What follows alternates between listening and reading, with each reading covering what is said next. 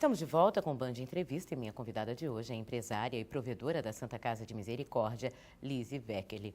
Você foi a primeira mulher a assumir a presidência da Associação Comercial. Você, economista por formação, como eu já disse. O que é que esses trabalhos, essas atividades, de que forma elas te beneficiam à frente de uma instituição de desenvolvimento social como a Santa Casa? Bom, a Associação Comercial da Bahia foi, assim, o meu primeiro desafio numa instituição.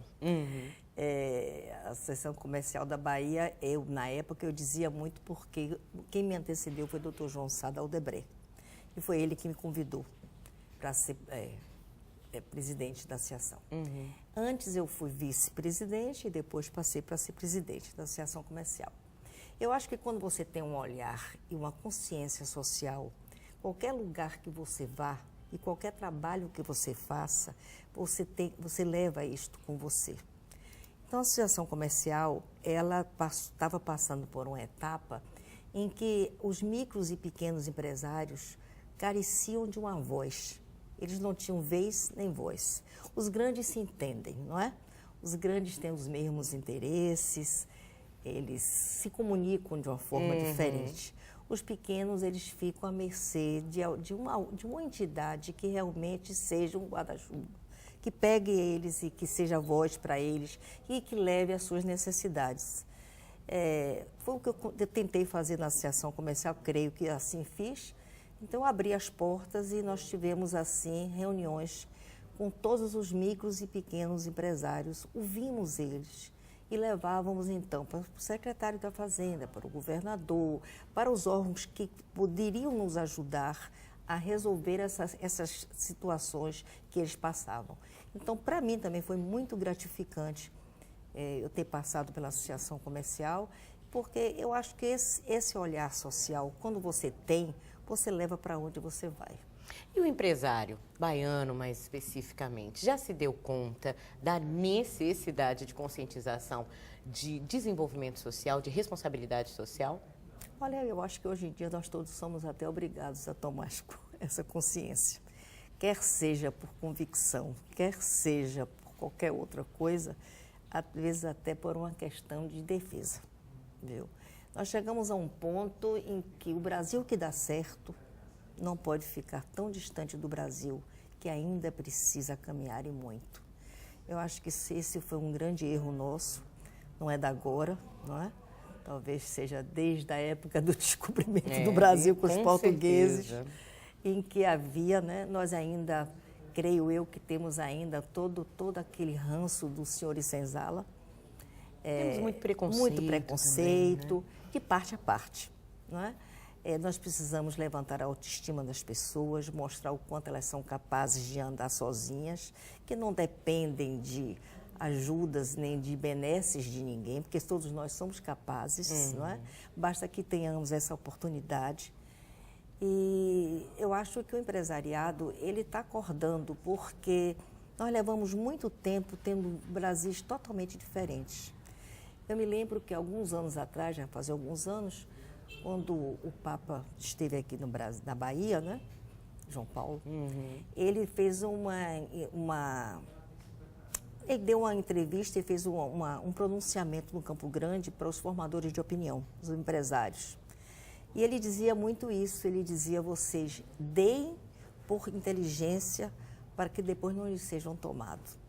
E ele disse uma frase que eu achei fantástica, ele disse, quando chego em determinados países, eu me sinto como Cristo na cruz, porque eu estou assim, com este braço daqui, puxando quem não teve oportunidade de vir, e com este braço daqui, segurando quem quer correr muito.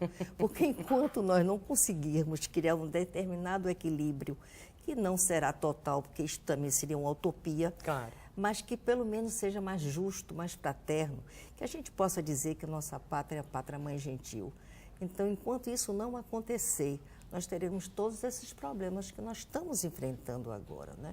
Mas a gente sabe que também, por outro lado, a gente tem empresários que gostariam de agir e não sabem como.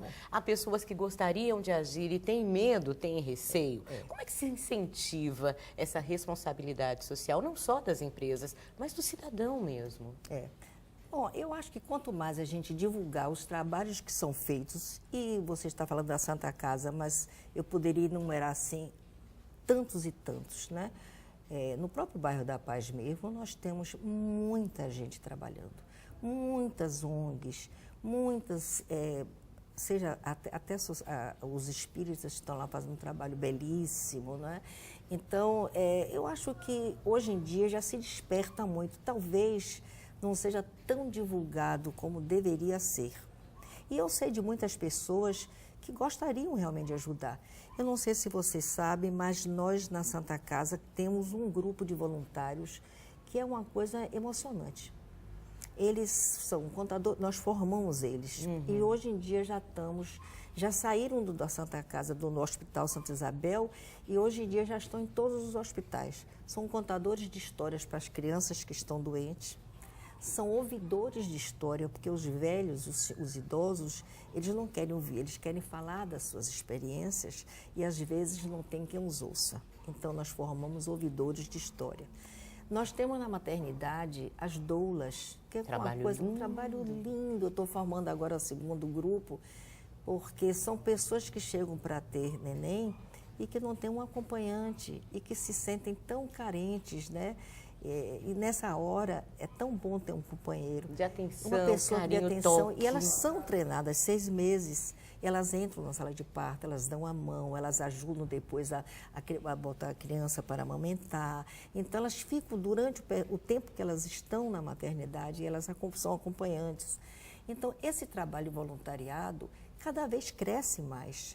E isso é Isso é assim, um sinal bem claro de quanto as pessoas gostam e querem ajudar. E é como você diz, às vezes não sabem como, sabe? E quando elas começam, elas se sentem tão bem dentro deste mundo que às vezes a gente questiona e acha que está cada vez pior. Eu não acho, mas é porque o que é pior sempre é mais divulgado, não é isso? Então eu acho que as pessoas, quando têm essa oportunidade, elas realmente se dedicam. Bom, muita gente diz que não faz um trabalho voluntário por falta de tempo. Já já, Lizzy vai contar pra gente como é que ela distribui as 24 horas do dia. O Band Entrevista volta em instantes.